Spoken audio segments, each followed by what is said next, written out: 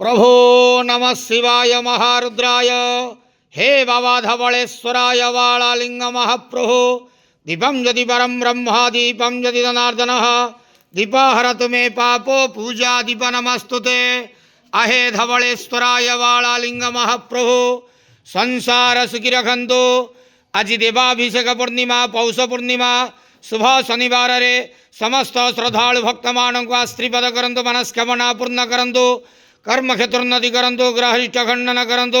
जगतर मंगल करंतु विश्वर कल्याण करंतु आपणकर नाम विख्यात करंतु सेवकर डाक श्रवण करंतु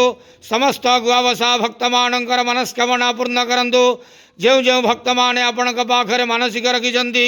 तांका मानसिक पूर्ण करंतु बाबा धवलेश्वराय वालालिंगाय नमो नमः संसार सुखी रखंतु आनंद गवार हरि बोलो आज देवाभिषेक पूर्णिमा पौष पूर्णिमा शुभ शनिवार रे समस्त श्रद्धालु भक्त मानक आश्रीपद करंतु आनंद गवार हरि बोलो ओम हर हर महादेव शिव शंभु कैलासपति उमापति शिव शंकर महाप्रभु धवलेश्वराय वालालिंगाय नमो नमः।